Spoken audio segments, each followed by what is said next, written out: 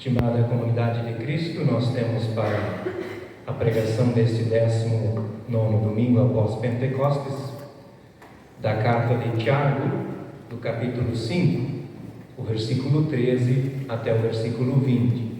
Está na página 1700 aí do Novo Testamento. Página 1700, carta de Tiago, capítulo 5, o versículo 13 até o versículo 20. Se alguém de vocês está sofrendo, ore. Se alguém está contente, cante hinos de agradecimento.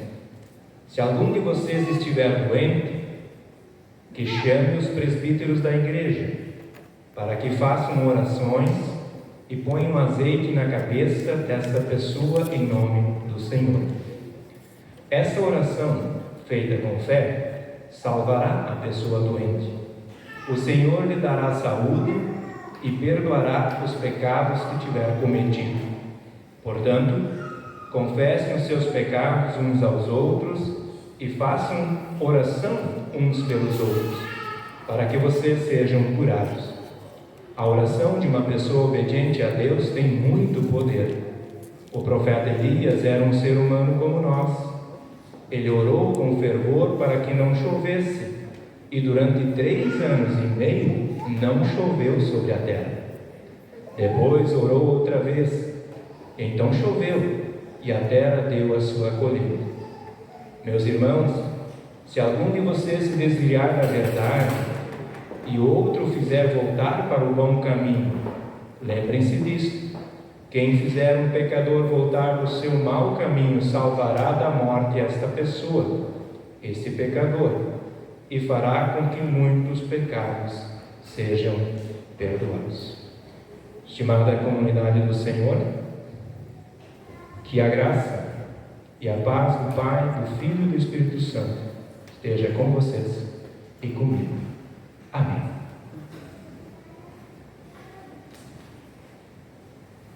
Comunidade é gente. Igreja de Cristo é gente batizada em todos os tempos e lugares. É gente que dobra os seus joelhos e confessa Jesus Cristo como seu Senhor e Salvador. E a palavra de Deus à nossa disposição nesta manhã resume a nossa razão de ser. Igreja é gente que cuida de gente. E quando a carga é demais para a gente, partilhamos a responsabilidade com outras pessoas crentes, com as lideranças presentes, e também confiamos aquilo que não suportamos carregar em humildade para Deus, o onipresente, nos ajudar. Todavia, é preciso lembrar que a gente gosta de ser o primeiro, como a gente viu no domingo passado, e está na parte anterior do nosso evangelho desta manhã. E quando a gente tem falta do que é necessário para o bem viver, temos saudade do passado. Temos saudade dos melões, dos pepinos, dos alhos e dos bugalhos do passado. Quando a carga é demais para a gente, partilhamos com outros crentes. E quando temos a situação de ter vontade para comer e não temos nada, também é preciso reconhecer que, como gente, reclamamos para a liderança religiosa de plantão ou para o governo civil estabelecido. Além disso, a gente também precisa reconhecer que a gente provoca dor nas pessoas que fazem coisas diferentes da gente. O Evangelho relata também confrontos, hostilidades e proibições que a igreja e os que integram a igreja fazem com outras gentes que creem diferente da gente. Por isso, o nosso Senhor Jesus Cristo lembra a gente que quem não é contra nós é por nós. E ainda que a pessoa fosse nossa inimiga, Nunca é demais lembrar que a oração do Pai Nosso sempre de novo nos faz pedir: seja feita a tua vontade. E a vontade de Deus revelada em Jesus Cristo é que devemos orar. Orar, inclusive pelos nossos inimigos. Ou seja, se alguém quer ser o primeiro, deve ficar em último lugar e servir a todos. Sobremaneira, cuidar uns dos outros, para que ninguém abandone a fé em Jesus Cristo e para que ninguém se perca, diz o Senhor nesta manhã. Sim, igreja é gente que cuida de gente. Por isso, diante do sofrimento, oramos. Por isso, em meio à alegria, entoamos cânticos de louvor. Por isso, se alguém está doente, chamamos os presbíteros e as presbíteras para que orem e façam unção com óleo sobre a pessoa doente. O fazemos, pois a fé orada e grita da comunidade cura a pessoa doente, restabelece relações quebradas e também perdoa os pecados. A comunhão verdadeira de uma comunidade inclui confissão de pecados, intercessão pelo próximo, cuidado uns para com os outros, a ponto de que as pessoas na comunidade sejam curadas. E isso não é de hoje. Tiago, ao citar Elias, que era gente como a gente, ele pediu com fé e foi atendido. Somos Igreja de Cristo, formada por gente que não é indiferente com as dores das pessoas, e de maneira especial, a Igreja de Cristo não é indiferente ali aonde a vida dói.